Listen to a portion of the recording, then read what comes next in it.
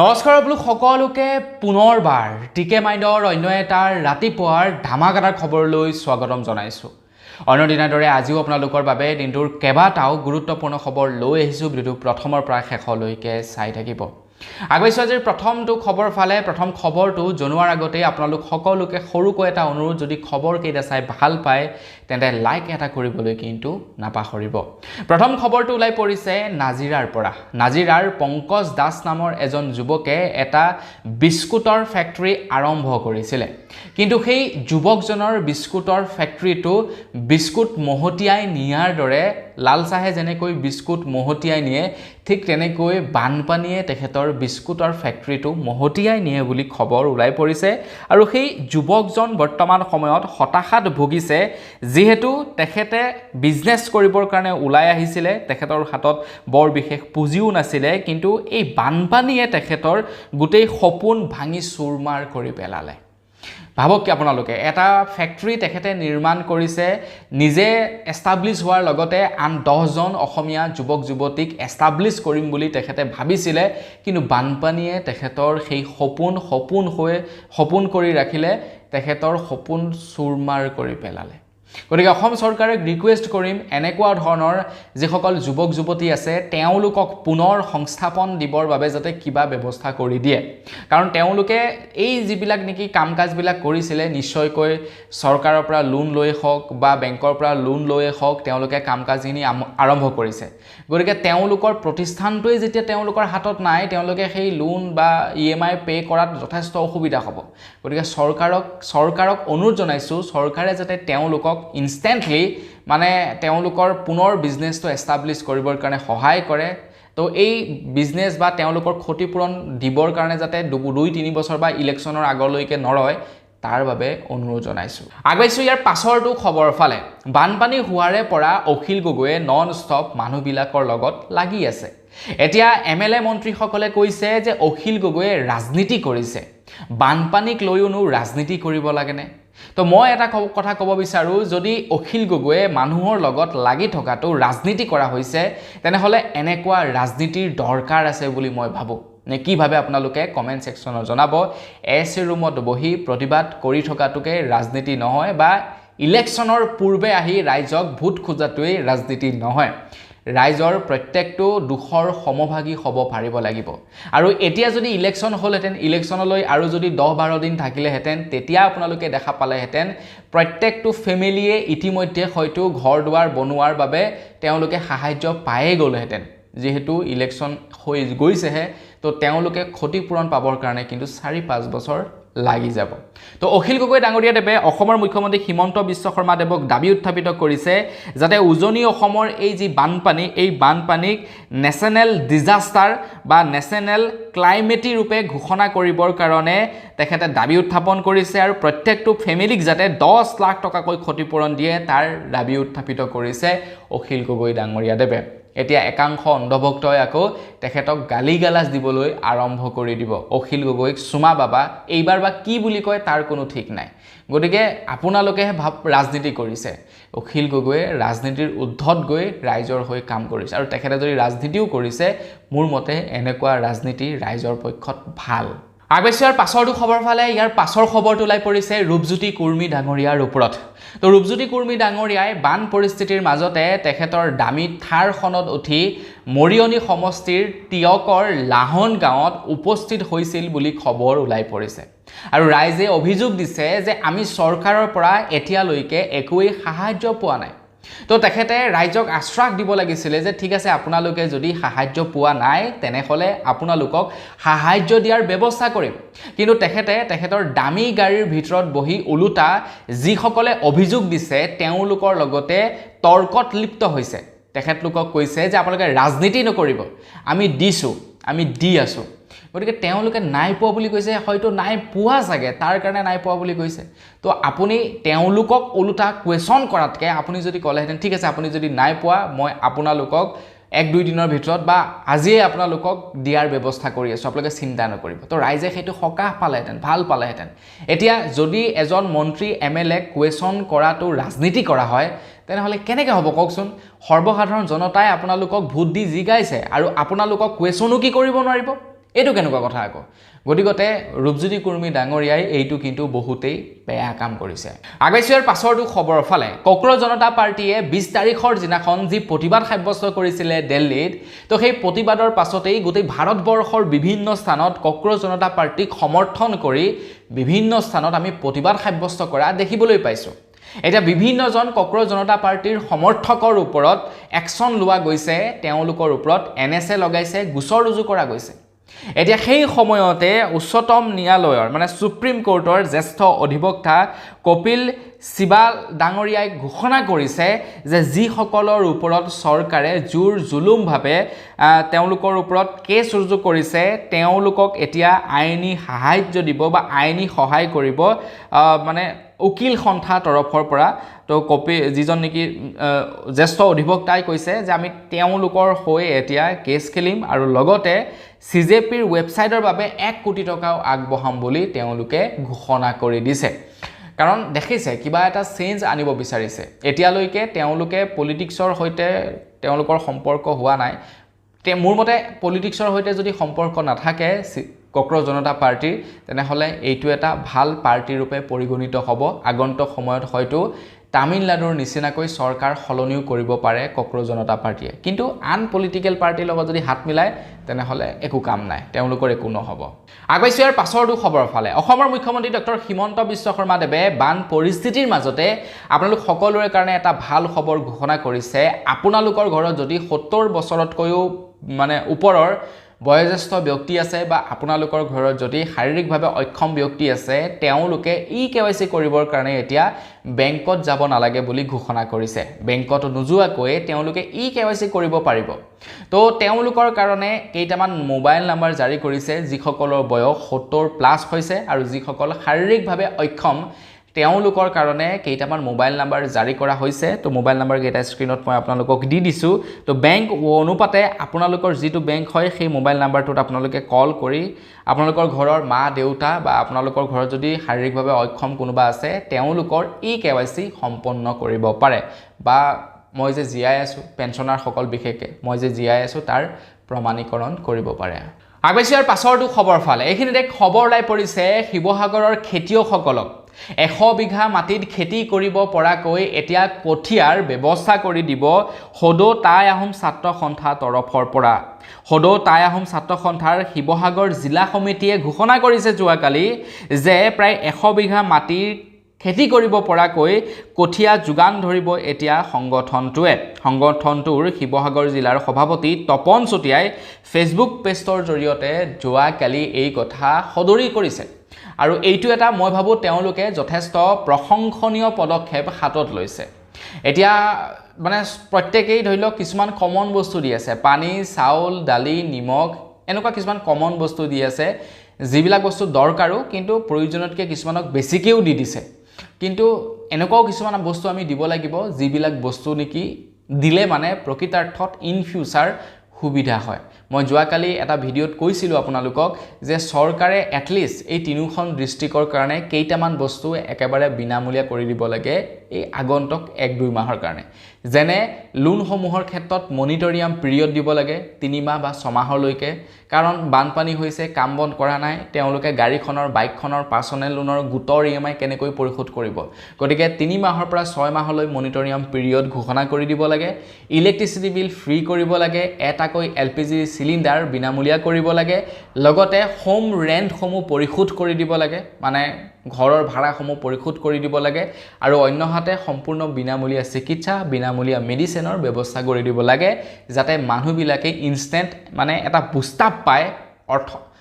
আৰ্থিকভাৱে গতিকে চৰকাৰে মই ভাবো কাপোৰ কানি দি অযথা পইচা নষ্ট কৰাতকৈ এই কেইটা যদি মানে ব্যৱস্থা হাতত লয় ন বেছি ভাল হ'ব আগবাইছো ইয়াৰ পাছৰটো খবৰ ফালে আমাৰ ভাৰতবৰ্ষত কক্ৰজ জনতা পাৰ্টিয়ে বিজেপিৰ বিৰুদ্ধে বা চৰকাৰৰ বিৰুদ্ধে যি প্ৰতিবাদ সাব্যস্ত কৰিছিলে সেই প্ৰতিবাদত এইবাৰ এটা আচৰিত ছবি দেখিবলৈ পালো সেই প্ৰতিবাদত বহুতো RSSৰ যুৱক আৰু বহুতো বিজেপি পলিটিচিয়ানৰ পুত্ৰসকলে গৈ প্ৰতিবাদ সাব্যস্ত কৰা আমি দেখিবলৈ পাইছো এজন লৰাৰ মানে এটা ভিডিঅ' চাইছিলো লৰাটোৱে মাস্ক পৰিধান কৰি হি প্ৰতিবাদ কৰিবলৈ আহিছে সাংবাদিকে যেতিয়া সুধিলে যে তুমি মাস্ক পৰিধান কৰি কিয় প্ৰতিবাদ কৰিবলৈ আহিছা তেতিয়া কৈছে যে মোৰ দেউতা এজন মানে বিজেপিৰ লিডাৰ তো সেইভাবে মই মাস্ক পৰিধান কৰি আপোনাৰ প্ৰতিবাদ কৰিবলৈ আহিছোঁ আৰু তাৰ লগে লগে কিন্তু আমি দেখিবলৈ পালোঁ আমাৰ অসমৰ কেশৱ মহন্ত মন্ত্ৰী কেশৱ মহন্তৰ জীয়ৰীয়ে প্ৰতিবাদ সাব্যস্ত কৰিলে বিজেপি চৰকাৰৰ বিৰুদ্ধে আৰু লগতে প্ৰধানমন্ত্ৰী নৰেন্দ্ৰ মোদী ডাঙৰীয়াৰ এগেইনষ্টত কিছু অপশব্দ ব্যৱহাৰ কৰা আমি দেখিবলৈ পালোঁ গতিকে ইয়াৰ পৰা এইটোৱে প্ৰমাণ হয় যে বাপেকসকলে চৰকাৰৰ সাপোৰ্ট কৰিলেও বিজেপি সাপোৰ্ট কৰিলেও তেওঁলোকে ভাল কাম কৰি আছো বুলি ভাবিলেও তেওঁলোকৰ পুত্ৰ কন্যাই হয়তো নাভাবে যে দেউতাকসকলে ভাল কাম কৰিছে বুলি আৰু তাৰ বাবে হয়তো তেওঁলোকে প্ৰতিবাদত নামিব লগা হৈছে আপুনি আপোনাৰ দেউতাৰ বিৰুদ্ধে প্ৰতিবাদ কৰিব নেকি কওকচোন মই মোৰ দেউতাৰ বিৰুদ্ধে প্ৰতিবাদ কৰিমগে নেকি কেতিয়াও নকৰো আমাৰ দেউতাসকলে যি কাম কৰিছে ভালেই কৰি আছে কিন্তু তেওঁলোকৰ মানে পুত্ৰ কন্যাই প্ৰতিবাদত নামিছে দ্যাট মিন্স তেওঁলোকে ভাল পোৱা নাই দেউতাহঁতৰ কাম কাজবিলাক হয়নে নহয় কিভাবে আপোনালোকে কমেন্ট সেকশনত জনাব আগৈছিয়াৰ পাছৰটো খবৰ ফালে এখিনিতে খবৰ ওলাই পৰিছে শিৱসাগৰ ডিস্ট্ৰিক্টৰ মানুহসকলে 30 জুলাই লৈকে নেটৱৰ্কৰ কোনো সমস্যা লাভ নকৰিব বুলি টেলিকমিউনিকেশ্যন ডিপাৰ্টমেন্টৰ ফালৰ পৰা জনাইছে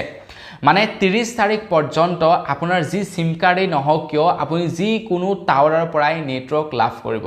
আপোনাৰ যদি এয়াৰটেলৰ সিম কাৰ্ড ঘৰৰ ওচৰত যদি জিঅ' টাৱাৰ আছে জিঅ'ৰ পৰা নেটৱৰ্ক লাভ কৰিব যদি ভোডাফোনৰ আছে ভোডাফোনৰ পৰা নেটৱৰ্ক লাভ কৰিব মুঠতে টেলিকমিউনিকেশ্যন ডিপাৰ্টমেন্টে জাৰি কৰিছে যে আপোনালোকৰ যি সিম কাৰ্ডেই নহওক আপোনালোকে যি কোনো টাৱাৰৰ পৰাই 30 তাৰিখলৈকে নেটৱৰ্ক লাভ কৰিব যাতে এনেকুৱা ধৰণৰ এটা পৰিস্থিতিত আপোনালোকে বিপদত নপৰে আগৈছিয়াৰ পাছৰটো খবৰ ফালে ভাৰতৰ শিক্ষামন্ত্ৰীয়ে পদত্যাগ কৰিলে ভাৰতৰ শিক্ষামন্ত্ৰীয়ে পদত্যাগ কৰাৰ পাছতেই এতিয়া হয়তো গৃহ বিভাগ আমাৰ ভাৰতবৰ্ষৰ ষ্টুডেণ্টসকলৰ প্ৰতি অকণমান কঠোৰ হৈছে গৃহমন্ত্ৰী অমিত শাহ ডাঙৰীয়া দেৱৰ নিৰ্দেশনাত খবৰ ওলোৱা অনুসৰি এতিয়া লৰা ছোৱালীসকলক বিচাৰি ভিডিঅ' ফুটেজবিলাক চাই তেওঁলোকৰ এগেইনষ্টত এতিয়া গোচৰ ৰুজু কৰা হৈছে কাৰণ ছাত্ৰ ছাত্ৰীসকলে যি প্ৰতিবাদ কৰিলে সেই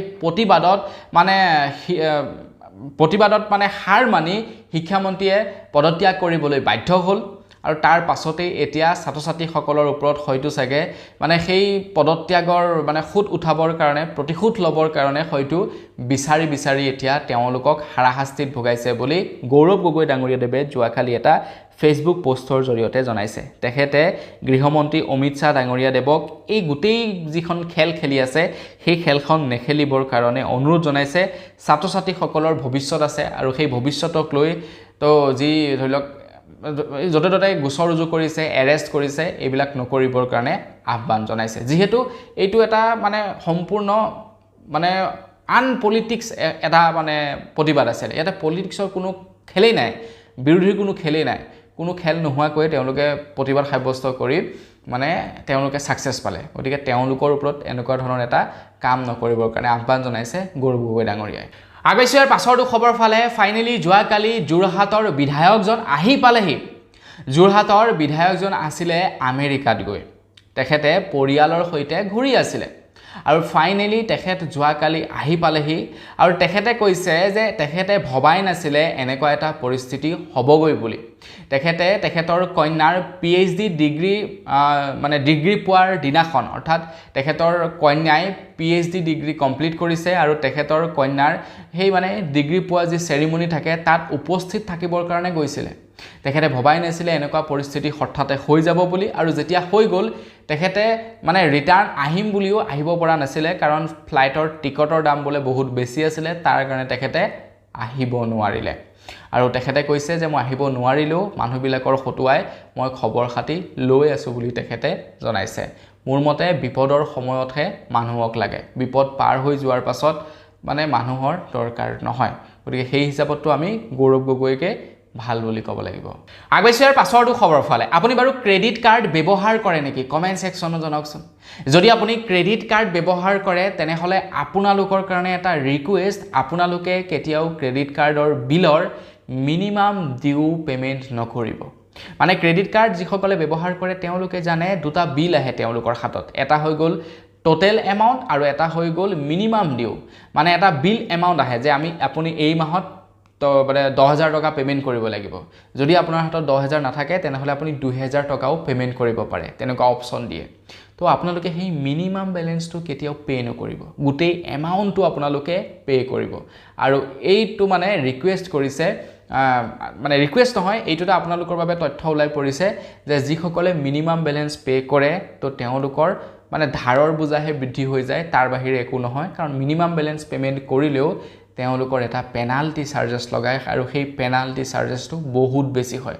গতিকে কেতিয়াও মিনিমাম বেলেন্স পেমেন্ট নকৰিব ক্ৰেডিট কাৰ্ডৰ আগৈছো ইয়াৰ পাছৰ খবৰ ফালে ইয়াৰ পাছৰ খবৰটো ওলাই পৰিছে আত্মসহায়ক গোটৰ মহিলাসকলৰ কাৰণে অসমৰ মুখ্যমন্ত্ৰী হিমন্ত বিশ্ব শৰ্মাদেৱে ঘোষণা কৰিছে যে আত্মসহায়ক গোটৰ মহিলাসকলে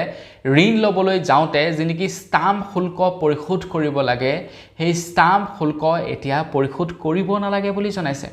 মানে কাগজপত্ৰ নথিপত্ৰ যোগাৰ কৰোতে যি ষ্টাম্প ডিউটি দিব লাগে সেই ষ্টাম্প ডিউটি এতিয়া বা ষ্টাম্প শুল্ক পৰিশোধ কৰিব নালাগে গোটৰ মহিলাসকলে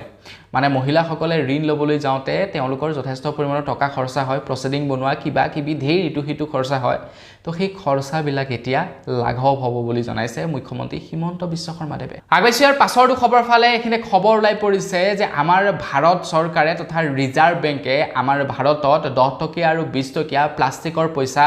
মুকলি কৰিবৰ কাৰণে অলমোষ্ট সাজু হৈছে বুলি খবৰ ওলাই পৰিছে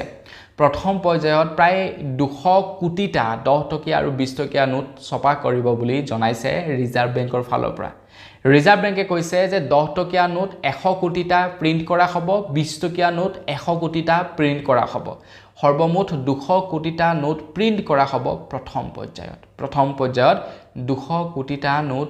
প্ৰিন্ট কৰিব প্লাষ্টিকৰ আৰু সেইবিলাক যদি সুকলমে চলে এইটোটা পাইলট প্ৰজেক্ট আৰম্ভ কৰিছে পিছলৈ মানে সকলো বিলাক পইচা প্লাষ্টিকৰে কৰিব আগৈছো ইয়াৰ পাছৰটো খবৰ ফালে ইয়াৰ পাছৰ খবৰটো লাই পৰিছে আমাৰ ভাৰতবৰ্ষৰ শ্ৰমিকসকলৰ বাবে আপুনি যদি এজন শ্ৰমিক তেন্তে আপুনি এতিয়া খুব সহজতে আপোনালোকৰ শ্ৰমিকৰ যিকোনো কাম-কাজ অনলাইনৰ জৰিয়তে কৰিব পাৰিব বুলি জনাইছে এটা শ্ৰমিকসকলৰ কাৰণে চৰকাৰে ধেৰ কিবা কিবি মুকলি কৰি থাকে আপোনালোকৰ কামো থাকিব পাৰে অনলাইন শ্ৰমিকসকলৰ তো তেওঁলোকে এতিয়া samadhan.labor.gov.in এই পোৰ্টেলৰ জৰিয়তে শ্ৰমিকসকলৰ যিকোনো কাম-কাজ কমপ্লিট কৰিব পাৰিব বুলি জনাইছে যিকোনো কাম-কাজ যি কামেই নাথাকক কিয় সেই কামটো আপোনালোকে কমপ্লিট কৰিব পাৰিব শ্ৰমিক পোৰ্টেলৰ জৰিয়তে সামাধান পোৰ্টেলৰ জৰিয়তে আগৈছো ইয়াৰ পাছৰটো খবৰ ফালে ইয়াৰ পাছৰ খবৰটো ওলাই পৰিছে ৰেলত যিসকলে যাত্ৰা কৰে তেওঁলোকৰ কাৰণে এটা ভাল খবৰ ওলাই পৰিছে ৰেলত যিসকলে যাত্ৰা কৰে যিসকলে তৎকাল টিকট ক্ৰয় কৰিম বুলি ভাবিছে তেওঁলোকে 1 আগষ্টৰ পৰা তৎকাল টিকট যদি তেওঁলোকে ট্ৰেইন ষ্টেচনত গৈ ক্ৰয় কৰিব বিচাৰে তো তেওঁলোকে বহু সময়ৰ আগতেই টুকন লাভ কৰিব বুলি জনাইছে যাতে তেওঁলোকে দীঘলীয়া শাৰীত ৱেটিং কৰিব নালাগে সময়মতে যাতে টিকটটো লাভ কৰে তাৰ কাৰণে বহু আগতীয়াকৈ তেওঁলোকে টুকন লাভ কৰিব যাতে ইমাৰ্জেন্সি সিচুৱেচনত তেওঁলোকে টিকটটো মানে আগতীয়াকৈ গৈ ক্ৰয় কৰিবগে পাৰে আগৈছো ইয়াৰ পাছৰটো খবৰ ফালে ইয়াৰ পাছৰ খবৰটো ওলাই পৰিছে ৰেচন কাৰ্ড থকা সকলৰ বাবে ৰেচন কাৰ্ড থকা সকলে 31 জুলাই পূৰ্বে ইকেৱাইসি কৰিব লাগিব ৰেচন কাৰ্ডৰ যদি ইকেৱাইসি নকৰে তেনেহলে 1 আগষ্টৰ পৰা আপোনালোকে ৰেচন লাভ নকৰিব এইবাৰ কিন্তু কি দিব জানেনে এইবাৰ চাউলৰ লগতে দালি চেনি আৰু নিমখো দিব যেনেকৈ আগতে দিছিলে গতিকে এতিয়ালৈকে যদি আপোনালোকে ইকেৱাইসি কৰা নাই শীঘ্ৰে এই কেৱাইসি কৰক নহলে কিন্তু 1 আগষ্টৰ পৰা আপোনালোকে ৰেচন সামগ্ৰী নাপাব আগৈছো ইয়াৰ পাছৰটো খবৰ ফালে ইয়াৰ পাছৰ খবৰটো ওলাই পৰিছে শিৱসাগৰ ডিস্ট্ৰিক্টৰ পৰা আমি সামাজিক মাধ্যমত দেখা পাইছো যে শিৱসাগৰ ডিস্ট্ৰিক্টত বান সাহায্য দিবলৈ যোৱা মানুহবিলাকৰ হৈতে কিছুমান মানুহে অপব্যৱহাৰ কৰিছে তেওঁলোকক অপদস্থ কৰিছে তো সেই ঘটনাবিলাক এতিয়া মানে শিৱসাগৰ ডিস্ট্ৰিক্টৰ জিলা প্ৰশাসনৰ দৃষ্টিগোচৰ হৈছে যাৰ বাবে নেকি এটা মোবাইল নাম্বাৰ জাৰি কৰিছে তো আপোনালোকেও বান সাহায্য দিবলৈ যাওঁতে আপোনালোকৰ লগত যদি অপব্যৱহাৰ কৰে তেন্তে আপোনালোকে কমপ্লেইন কৰিব পাৰিব নাম্বাৰটো টুকি ৰাখিব নাম্বাৰটো প্ৰয়োজন হ'ব নাম্বাৰটো হৈছে 9435500597 এই নাম্বাৰটো আপোনালোকে কমপ্লেইন কৰিব পাৰিব যদিহে আপোনালোকে বান সাহায্য দিবলৈ যায় শিৱসাগৰত আপোনালোকৰ লগত যদি কোনোবাই অপব্যৱহাৰ কৰে মদ খাই কিবা খাই যদি অভদ্ৰ আচৰণ কৰে লগে লগে কমপ্লেইন কৰিব পাৰিব